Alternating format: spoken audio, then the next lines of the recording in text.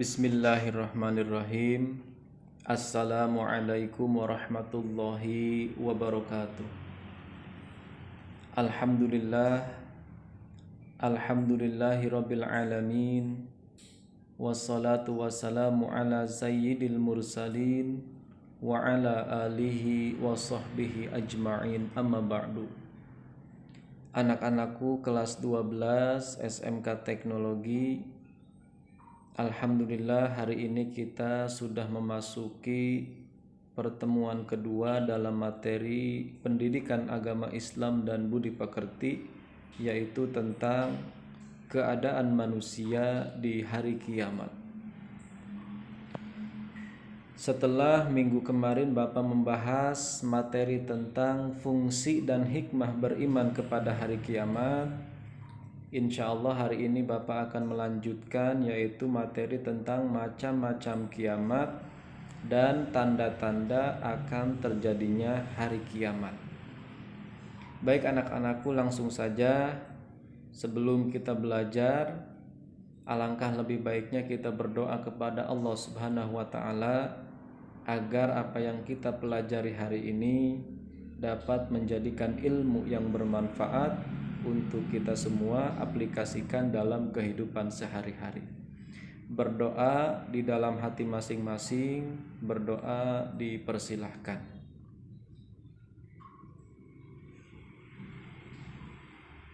Berdoa selesai. Baik anak-anakku, langsung saja Bapak akan membahas yang pertama, yaitu macam-macam kiamat. Apa saja macam-macam kiamat? Yang pertama yaitu kiamat sugro. Kiamat sugro adalah kiamat kecil, yaitu berakhirnya kehidupan semua makhluk yang bernyawa dalam skala kecil. Contohnya seperti kematian. Setiap manusia pasti akan mengalami kematian, sebagaimana firman Allah dalam Al-Quran, A'udzu billahi minasyaitonir rajim. Kullu nafsin dha'iqatul maut wa innama tuwaffawna ujurakum yaumal qiyamah. Artinya setiap yang bernyawa, setiap yang bernafas pasti akan mengalami kematian, dan sesungguhnya pahala kamu akan disempurnakan pada hari kiamat. Jadi kiamat yang pertama itu kiamat sugro, yang artinya kiamat kecil. Contohnya seperti datangnya kematian kepada setiap makhluk yang bernafas atau bernyawa. Yang disebut dengan makhluk itu bukan hanya kita sebagai manusia saja. Ingat ya, ada makhluk, ada kholik. Makhluk artinya yang diciptakan, sedangkan kholik artinya yang menciptakan. Makhluk itu mencakup hal yang luas. Selain manusia, ada jin, ada iblis, ada tumbuhan, ada binatang, lautan, gunung, langit, bumi, dan lain sebagainya. Semua yang mencakup alam dunia ini itu disebut makhluk. Dan hanya satu kholik, yaitu Allah Subhanahu wa Ta'ala. Nah, jadi itu yang pertama yang disebut dengan kiamat sugro. Dalam keterangan lain, Allah pernah berfirman dalam Al-Quran, yaitu surah Ar-Rahman ayat 26. Kullu man 'alaiha fan wa yabqa wajhu rabbika dzul jalali wal ikram. Artinya, semua yang ada di bumi itu akan binasa, akan hancur, dan tetap kekal zat Tuhanmu yang mempunyai kebesaran dan kemuliaan. Apabila kita perhatikan ayat tersebut, semua makhluk termasuk manusia itu akan mengalami kebinasaan atau kehancuran. Hal yang harus kita sadari adalah bahwa tidak akan ada satu makhluk pun yang lolos dari yang namanya kematian. Ingat, kematian itu tidak mengenal usia. Mau tua, mau muda, anak-anak, dewasa, sehat ataupun sakit, apabila telah sampai ajalnya, tidak akan ada yang bisa mengundurkan ataupun memajukan. Seperti sebuah ayat mengatakan yang artinya tiap-tiap umat mempunyai ajalnya masing-masing. Maka apabila telah datang ajalnya, mereka tidak dapat mengundurkannya sedikit pun dan tidak dapat pula memajukannya. Quran surat Al-A'raf ayat 34. Jadi urusan kematian ini adalah rahasia Allah. Alangkah lebih baiknya ya ketika kita manusia sering memperbanyak untuk mengingat mati. Kita harus selalu sadar ya bahwa setiap saat yang namanya kematian itu akan datang menghampiri kita. Dan yang namanya kematian itu ketika akan datang menghampiri kita tidak pernah memandang usia, tidak akan pernah memandang jabatan kita. Mau tua, mau muda, kalau sudah waktunya mati, ya mati. Mau dia anak presiden, mau dia anak sultan, tidak akan bisa menghalangi ketika kematian akan menjemput kita.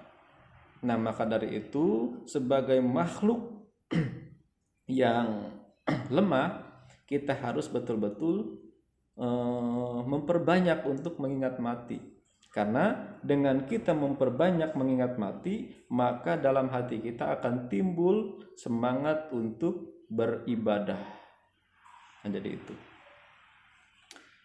Manusia yang mengalami kematian atau disebut kiamat sugro sebelum datangnya hari akhir nanti, jadi mereka yang sudah mati akan masuk ke alam barzah.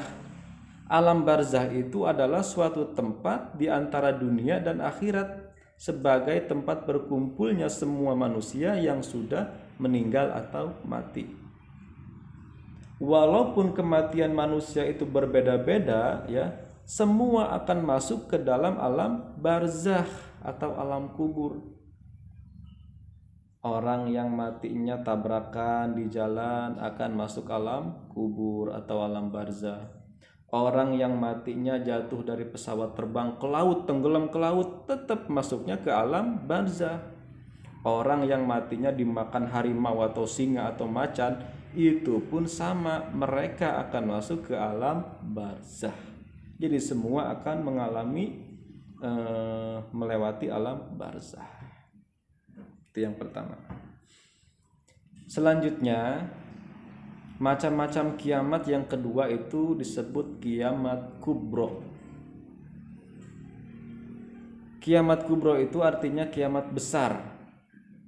Peristiwa yang besar karena pada saat itu dengan kudrat dan iradat Allah Subhanahu wa taala, alam semesta beserta isinya akan mengalami kehancuran yang sangat dahsyat.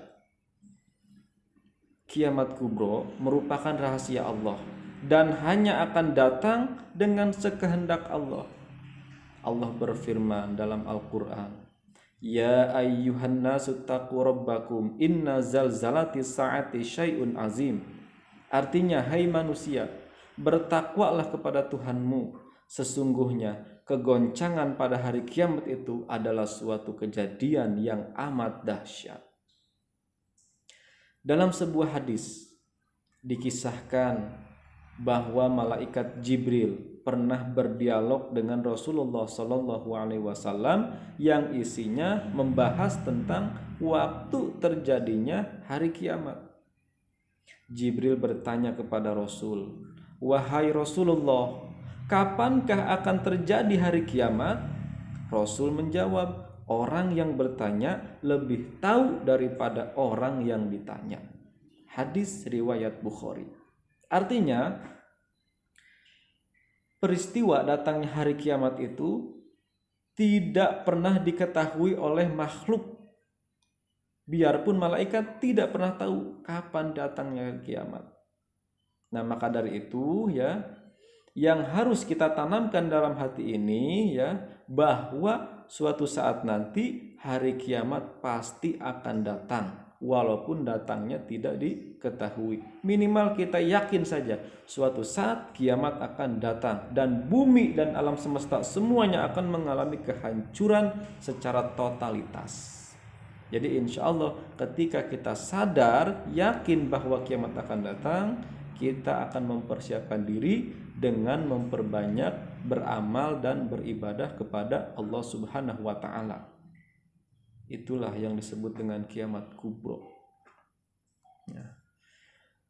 Anak-anakku yang Bapak banggakan, itu macam-macam kiamat ya. Jadi ada dua, ada kiamat sugro dan ada kiamat kubro. Selanjutnya Bapak di sini akan membahas tentang tanda-tanda akan terjadinya hari kiamat. Jadi walaupun hari kiamat itu merupakan rahasia Allah yang datangnya tidak pernah diketahui oleh semua makhluk, minimal kita tahu tanda-tanda akan terjadinya hari kiamat. Apa saja tanda-tanda datangnya kiamat? Yang pertama, ketika seorang budak perempuan melahirkan anak tuannya. Nah, maksudnya zaman sekarang ya sudah banyak sekali terjadi, mungkin di daerah-daerah lain ya. Yang jelas di negara kita pun sudah terjadi. Ada seorang tenaga kerja perempuan atau wanita ya, atau mungkin biasa disebut sebagai TKW itu ya. Seorang TKW bekerja ke luar negeri, dan ketika dia bekerja, dia kadangkala diperlakukan tidak wajar oleh majikannya. Katakanlah mohon maaf ya, ketika seorang TKW itu diperlakukan tidak wajar oleh majikannya, sampai-sampai dia pulang dari luar negeri ke tanah air itu dalam keadaan hamil, dan sampai akhirnya melahirkan anak ya, seorang anak hasil dari hubungan antara seorang TKW dengan majikan laki-lakinya. Ini sudah banyak terjadi. Jadi hal seperti ini termasuk ke dalam tanda-tanda akan terjadinya hari kiamat. Ini bukan kejadian yang sekali dua kali, bahkan sering terjadi gitu ya. Mudah-mudahan untuk sekarang dan seterusnya tidak terjadi lagi hal-hal yang seperti itu. Itu yang pertama ya. Berikutnya yang kedua, tanda-tanda akan terjadinya hari kiamat yaitu ketika para pengembala unta-unta hitam mulai bersaing dengan yang lainnya di atas konstruksi gedung-gedung yang tinggi. Nah, maksudnya zaman sekarang banyak orang yang berlomba-lomba untuk menghias, mempercantik, meninggikan bangunan-bangunan dan rumahnya. Ini terjadi bukan hanya di daerah perkotaan saja. Sekarang di daerah perkampungan pun, bahkan di pelosok-pelosok desa ya, banyak orang yang berlomba-lomba untuk memperindah bangunan rumahnya. Jadi tidak mau kalah. Ngelihat tetangga ngebangun rumah baru panas, akhirnya dia lebih bagus lagi untuk membangun dan meninggikan rumahnya. Jadi muncul bahasa orang apa alus-alus imah gitu. Kalau dulu mungkin kita sering banyak lihat ya, banyak rumah-rumah yang dindingnya itu terbuat dari bilik bambu. Sekarang mana ada kita lihat, jarang sekali kita lihat rumah yang terbuat dari bilik bambu. Semua rata-rata sekarang sudah di tembok. Itu di perkampungan, apalagi di daerah perkotaan. Jangan ditanya lagi ya. Di kampung saja sudah bagus-bagus, sudah tinggi-tinggi rumahnya, bertingkat-tingkat ya, apalagi di kota-kota. Nah, itu merupakan tanda-tanda akan terjadinya hari kiamat. Berikutnya yang nomor 3, tanda-tanda akan terjadinya hari kiamat yaitu lenyapnya ilmu pengetahuan dan meluasnya kebodohan. Kalau kita perhatikan anak-anak zaman sekarang remaja-remaja zaman sekarang itu sudah mulai malas untuk belajar, malas sekolah, apalagi dalam urusan agama. Sekarang Bapak sudah melakukan survei di beberapa desa ya, bahwa anak-anak yang tadinya rajin ketika di bangku SD ya, masih aktif mengaji di pengajian-pengajian, namun ketika dia sudah beranjak ke tingkat SMP, di situ mereka sudah mulai meninggalkan ngajinya. Sampai akhirnya banyak orang yang buta huruf Al-Quran, tidak pandai baca Al-Quran, padahal dia beragama Islam. Jadi ini mungkin ini salah satu kurangnya keberkahan gitu ya. Jadi diangkat oleh Allah ilmu-ilmu pengetahuan. Nah, ketika ilmu pengetahuan sudah diangkat oleh Allah, maka akan meluas kebodohan di mana-mana.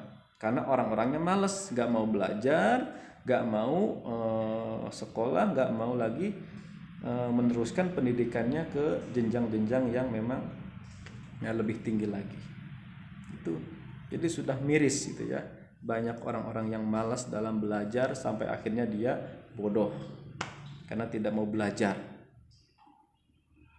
Yang paling parah ya, udah mah dia nggak paham ilmu, udah mah dia nggak tahu ilmu, katakanlah bodoh, tenggelam dalam kebodohannya. Udah mah nggak tahu, nggak mau belajar, itu yang parah.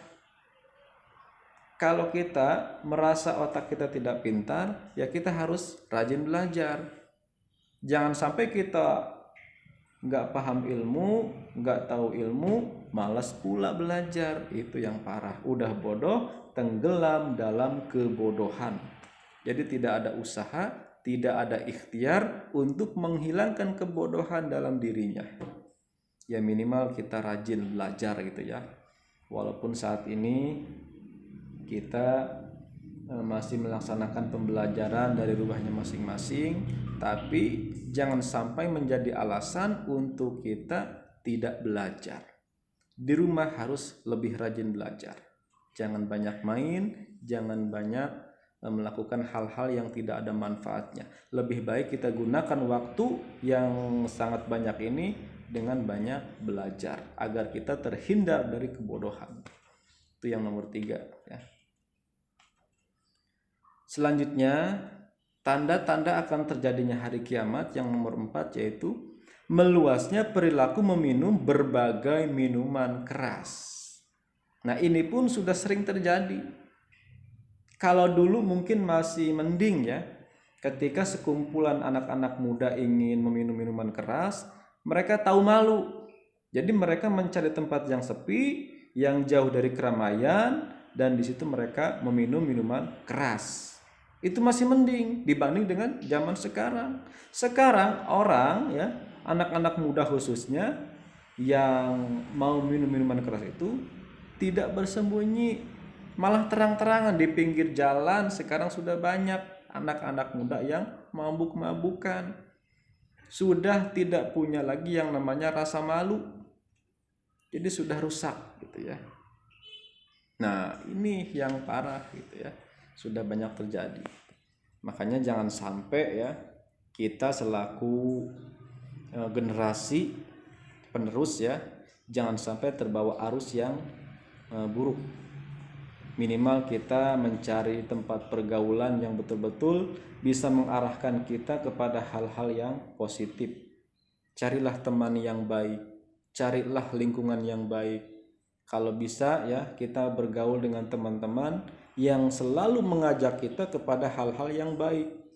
Contoh seperti orang yang suka ngajakin sholat, yang ngajakin ngaji, itu teman yang baik, teman yang sayang sama kita. Jangan sebaliknya, kita berteman dengan teman yang suka ngajakin bolos sekolah gitu kan, jangan ya, kita hindari. Karena itu merupakan faktor yang menentukan baik buruknya kelakuan kita gitu ya. Nah, jadi itu yang keempat. Selanjutnya, tanda-tanda akan terjadinya hari kiamat yang nomor 5 yaitu masa atau waktu terasa amat pendek. Nah, ini termasuk tanda-tanda akan terjadinya hari kiamat. Kadang mungkin kita pernah merasakan ya, kok berasa cepet ya waktu ini gitu kan. Ini Bapak sendiri pun pernah merasakan. Padahal baru kemarin gitu kan, sekarang sudah ya begini lagi gitu. Jadi waktu itu berjalan terasa amat pendek. Kadang mungkin kalian pun pernah merasakan seperti itu. Nah, itu pun termasuk ke dalam tanda-tanda akan terjadinya hari kiamat. Selanjutnya tanda-tanda akan terjadinya hari kiamat yaitu munculnya Dajjal. Nah, kalau sudah muncul Dajjal, ya sudah berarti ini sudah memasuki fase terakhir datangnya hari kiamat. Kalau berbicara Dajjal ya, mungkin ini tidak cukup pembahasan dalam 1-2 kali pertemuan. Karena banyak sekali pembahasan yang khusus membahas tentang munculnya Dajjal gitu ya. Jadi yang perlu kita ketahui bahwa Dajjal ini adalah sosok makhluk yang memang memiliki kehebatan yang luar biasa. Jadi Dajjal ini datang membawa fitnah yang besar. Jangan sampai kita terbujuk oleh rayuan Dajjal. Jadi Dajjal itu seringkali kita gambarkan seperti sosok raksasa yang besar gitu ya, yang matanya satu. Padahal banyak hadis yang menjelaskan bahwa Dajjal itu ya kita seperti manusia biasa ya, yang bukan monster, tapi memang dia memiliki kehebatan bisa menaklukkan, menundukkan jin dan iblis. Jadi semua iblis dan jin itu tunduk kepada Dajjal. Dan dikatakan dalam hadis lain bahwasanya Dajjal itu akan berkeliling ke seluruh pelosok desa yang ada di dunia ini. Jadi semua daerah, semua kota, semua kampung, semua pelosok akan didatangi oleh yang namanya Dajjal. Nah, kecuali 2 kota ya, yaitu Mekah dan Madinah. 2 kota yang selalu dijaga oleh Allah. Dajjal tidak pernah bisa masuk ke dalam 2 kota tersebut karena di pintu-pintu Mekah dan Madinah itu dijaga oleh malaikat-malaikat yang mempersiapkan pedang gitu ya. Jadi ketika Dajjal mau masuk, dia ketakutan melihat malaikat yang sudah siap-siap dengan pedangnya gitu. Jadi semua pelosok akan didatangi oleh Dajjal kecuali 2 kota itu. Nah, ketika Dajjal datang ya, jangan sampai kita merasa kuat iman. Jadi tidak akan ada yang bisa menahan godaan Dajjal. Dajjal itu datang dengan membawa kemewahan dunia. Semua kemewahan dunia ya ada di tangan Dajjal. Makanya kita jangan berani-berani untuk menghampiri itu. Rasul pernah mengatakan dalam hadisnya, ketika Dajjal datang ke daerah kalian ya, maka kurung istri dan anak-anak kalian. Kalau bisa ikat dengan ikatan yang kuat supaya anak dan istri kalian tidak tergoda oleh Dajjal. Karena Dajjal itu luar biasa ya pengaruhnya terhadap kita, apalagi yang memang imannya itu seperti kita yang masih lemah-lemah. Nah, mudah-mudahan lah ya kita tidak merasakan ketika Dajjal itu datang mengelilingi kota-kota ya. Selanjutnya tanda-tanda akan terjadinya hari kiamat yaitu terbitnya matahari dari arah barat. Nah ini ya, jadi akan ada masa ketika nanti matahari itu terbit dari arah barat. Jadi ada keterangan yang menjelaskan nanti dunia itu akan merasakan gelap gulita selama 40 hari 40 malam. Ya mungkin itu kegelapan yang dihasilkan oleh asap yang tebal yang disebut dukhon itu ya. Bapak pun belum tahu runtutannya. Jadi itu ada pembahasan khusus mengenai tanda-tanda hari kiamat akan datang gitu ya. Nah, nanti ketika dunia ini gelap selama 40 hari 40 malam, nanti akan terbitlah matahari dari sebelah barat, dan itu pun merupakan tanda-tanda akan terjadinya hari kiamat. Bahkan sudah sangat dekat ketika sudah mengalami hal tersebut. Nah, jadi ada beberapa ya yang tadi Bapak sampaikan, tanda-tanda akan terjadinya hari kiamat. Jadi kita selaku makhluk ya harus betul-betul mempersiapkan diri dengan memperbanyak beramal soleh dan beribadah kepada Allah Subhanahu wa taala. Ya, walaupun kita tidak mengalami kiamat besar atau kiamat kubro ya, tapi kan ada kiamat sugro yang sewaktu-waktu siap untuk menjemput kita. Maka dari itu, yuk kita sama-sama memperbanyak amal soleh dalam kehidupan kita dimulai dari sekarang. Karena kita tidak tahu entah esok atau lusa kita akan merasakan kematian. Jangan pernah berpikir, sekarang saya masih sehat, sekarang saya masih muda, masih lama mati mah. Jangan punya pikiran seperti itu. Seperti yang Bapak sampaikan tadi, yang namanya kematian itu tidak pernah pandang usia, tidak pernah melihat sehat atau sakit. Ketika kematian datang menjemput kita, maka kita tidak bisa menolaknya. Nah, itu saja ya yang dapat Bapak sampaikan pada pertemuan hari ini. Mudah-mudahan dari awal sampai akhir materi yang Bapak sampaikan ini dapat difahami, dan mudah-mudahan dapat menjadikan ilmu untuk bekal ibadah kita di dunia sampai akhirat. Insya Allah minggu depan kita akan melanjutkan materi kita masih tentang keadaan manusia di hari kiamat. Itu saja yang dapat Bapak sampaikan. Mohon maaf yang sebesar-besarnya apabila banyak kesalahan kata. Akhirul lisan, usikum wa nafsi bitaqwallah wal afu minkum. Tsumma assalamu alaikum warahmatullahi wabarakatuh.